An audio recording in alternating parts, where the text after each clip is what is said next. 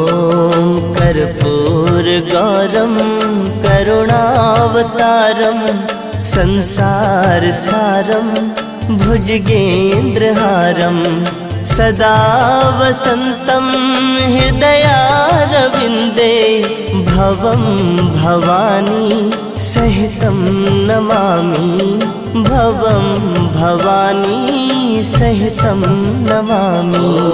कर्पूरगौरं करुणावतारं संसार